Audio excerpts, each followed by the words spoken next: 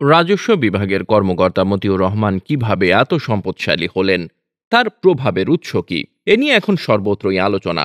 অনুসন্ধানে জানা গেছে ৩ প্রভাবশালীর প্রশ্রয়ে তিনি এই বিপুল বিত্ত বৈভবের মালিক হয়েছেন। তাদেরও তদন্তের আওতায় আনার দাবি জানিয়ে সামাজিক মাধ্যমে লিখেছেন অনেকে। এদিকে গতকাল রবিবার রাজস্ব বিভাগ থেকে ওএসডি করা হয়েছে মতিউর রহমানকে, পাশাপাশি সোনালী ব্যাংকের পরিচালনা পর্ষদ থেকেও সরিয়ে নেওয়া হয়েছে। অন্যদিকে তার দুর্নীতির অনুসন্ধান শুরু করেছে দুদক।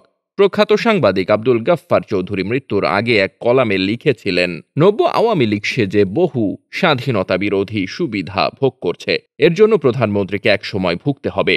খোঁজ নিয়ে জানা গেছে মতিউরের বাবা যেমন রাজাকার ছিলেন, তার প্রথম স্ত্রীর বাবাও ছিলেন রাজাকার, অথচ তিনি এখন আওয়ামী লীগের হয়ে নরসিংদীর রায়পুরার উপজেলা চেয়ারম্যান। আবার যে ৩ প্রভাবশালী তাকে প্রশ্রয় দিয়েছেন, তাদের একজনের বাবাও রাজাকার। এরা সবাই একত্র হয়ে এখন আওয়ামী লীগের শুভাকাঙ্ক্ষী হয়ে গেছেন। অনেকেই প্রশাসনে এমন ছদ্মবেশীদের খুঁজে বের করার দাবি তুলেছেন।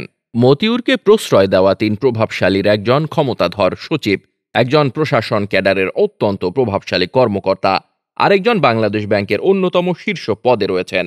তাদের বদৌলতেই মতিউর সোনালী ব্যাংকের পরিচালনা পর্ষদের সদস্য হন।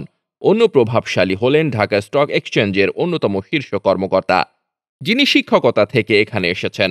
তার কাছ থেকেই বিশেষ সুবিধা পেয়ে মতিউর প্লেসমেন্ট শেয়ারের কারসাজি করে হাজার হাজার কোটি টাকা অবৈধভাবে হাতিয়ে নিয়েছেন।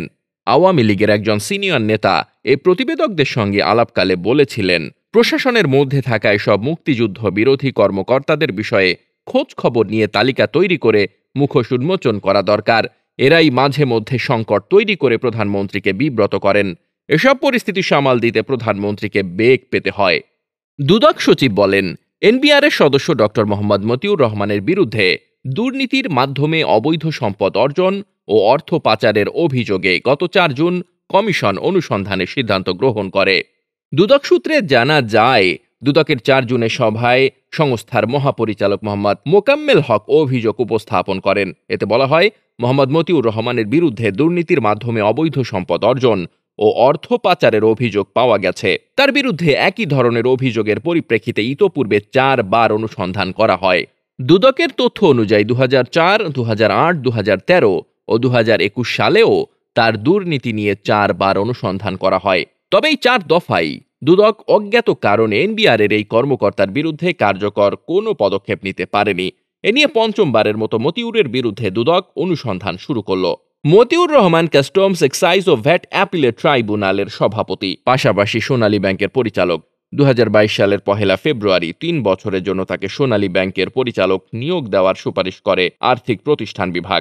তখন আর্থিক প্রতিষ্ঠান বিভাগের সচিব ছিলেন শেখ মোহাম্মদ সলিমুল্লাহ।